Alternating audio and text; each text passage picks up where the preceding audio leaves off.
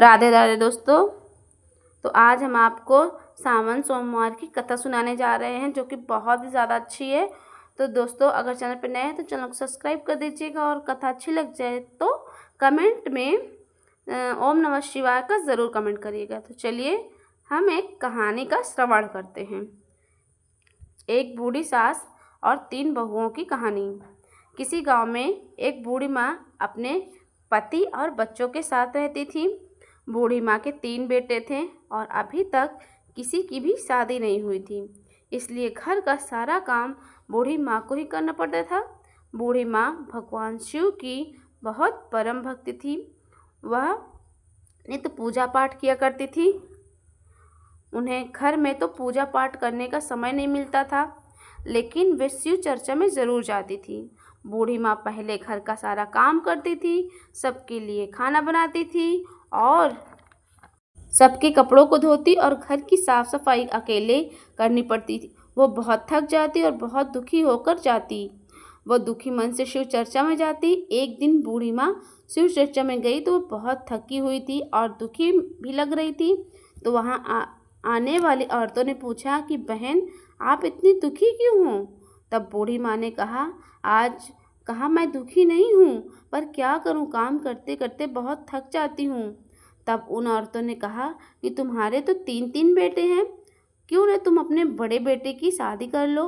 बहू घर में आएगी तो घर का मन तुम्हें काम नहीं करना पड़ेगा। बूढ़ी माँ ने कहा, हाँ, मुझे बड़े बेटे की शादी करनी पड़ेगी, क्योंकि अब मुझसे काम नहीं होता। फिर बूढ़ी माँ ने अपने सभी रिश्तेदारों से कह दिया कि कोई सुशील सुंदर लड़की हो तो बताइए, मुझे अपने बेटे का विवाह करना है। तो सबने पूछा, दहेज में क्या लोगे? तब बूढ़ी माँ ने कहा, क्या लोगे? तब बूढ़ी माँ ने कहा, 2 लाख रुपए। एक रिश्तेदार ने अपनी लड़की के बारे में बताया और 2 लाख रुपए में शादी तय हो गई। बूढ़ी माँ ने धूमधाम से अपने बड़े बेटे की शादी की और बहू घर पर आ गई। बूढ़ी माँ ने सोचा कि अब बहू आ गई है तो सारा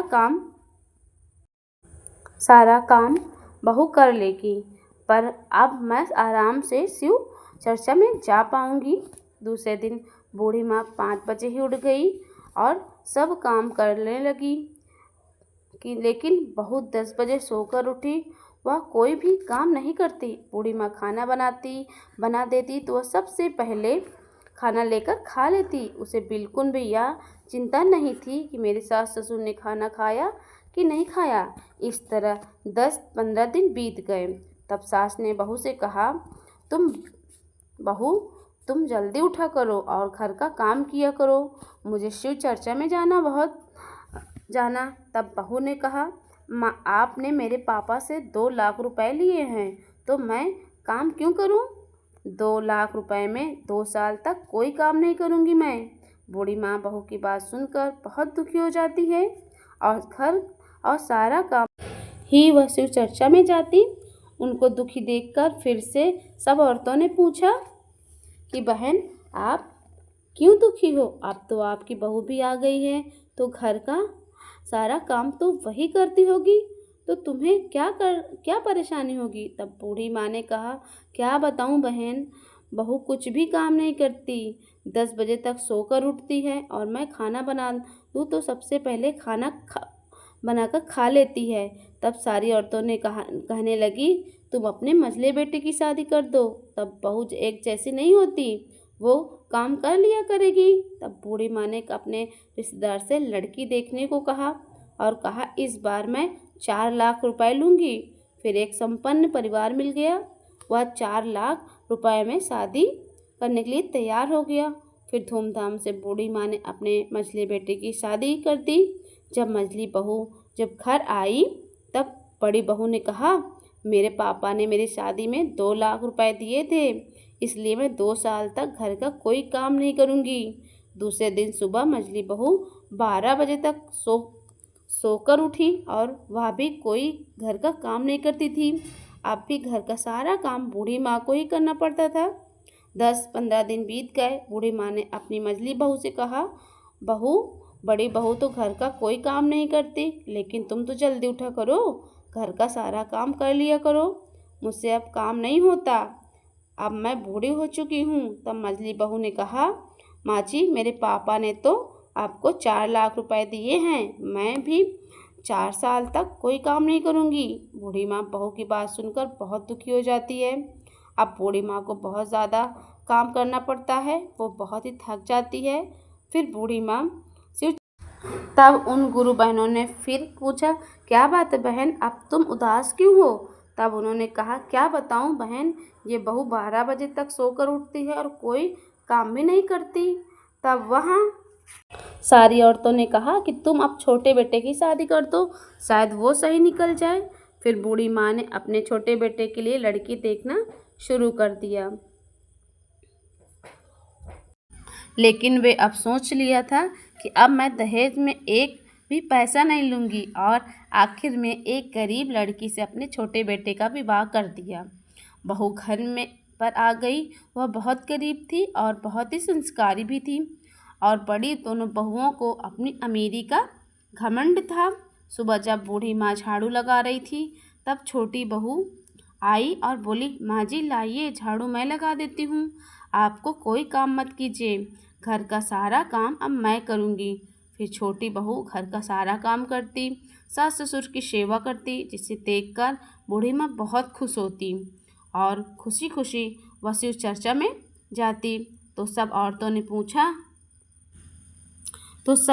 ने पूछा कि क्या बात है बहन, आप आज बहुत खुश लग रही हैं। तब वह कहती है कि छोटी बहू बहुत अच्छी है, घर का सारा काम करती है, वह मुझे कुछ भी करने नहीं दे पड़ता, इसलिए मैं आज बहुत खुश हूँ और शिव चर्चा में आती हूँ। ऐसे ही धीरे धीरे समय बीतने लगा और सावन का महीना आ गया। बूढ़ी माँ और छोटी बहू मिलकर भगवान शंकर की पूजा पाठ करते और श्रावण सोमवार का व्रत भी रखते। एक दिन बूढ़ी माँ ने अपनी छोटी बहू से कहा कि सावन का महीना चल रहा है, चलो गंगा स्नान के लिए चलते हैं। तब छोटी बहू ने कहा, ठीक है माँ जी, हम दोनों सास बहू सुबह सुबह स्नान के लिए निकल जाती हैं। दोनों सास बहू गंगा स्नान करने लगती हैं। गंगा स्नान करने लगती हैं। इधर भगवान शिव यह सब देख रहे थे। गंगा स्नान करने में भगवान शंकर जी उन्हें देख रहे थे। उन्होंने एक साधु बाबा का रूप लिया और सारंगी ली और बूढ़ी माँ के घर गांव में सामने आकर बैठ गए और सारंगी बजाने लगे, भिक्षा मांगने लगे। जब दोनों बड़ी बहुओं ने आवाज़ सुनी तो बाहर आई। तब साधु बाबा ने कहा, बेटी खाने को कुछ दे दो या कुछ भिक्षा ही दे दो। सारंगी की आवाज़ सुनकर बहुओं को बहुत गुस्सा आ रहा था। उन दोनों ने कहा, बाबा पहले आप इसे बजाना बंद करिए, हमारे कानों में दर्द होने लगा है, और यहाँ से चले जाइए। हमने कभी कोई काम नहीं किया, अपने सास को भी एक गिलास पानी भी नहीं दिया, अब तुम्हें लाकर भिक्षा दे दें, जाओ यहाँ से।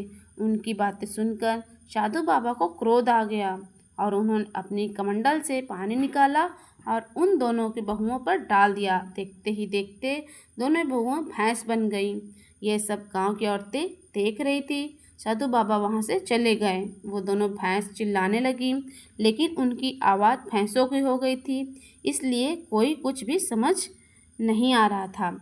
फिर वह छोटी बहू और बूढ़ी माँ गंगा स्नान करके लौटी तो अपने घर के आगे भैंस देखकर कहा, बहू ये भैंसें किसकी हैं, हमारे यहाँ कैसे आई? बहू ने कहा, माँ जी लगता है गंगा मैया या शंकर भगवान जी की कृपा है। फिर दोनों सास बहू अंदर गए तो देखा दोनों बहुएं नहीं थी। बूढ़ी माँ ने कहा, ये दोनों कहाँ चली गईं?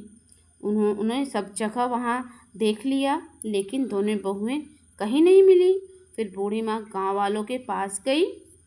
तब गाँव औरतों ने बताया कि तुम्हारे घर एक साधु बाबा आए थे।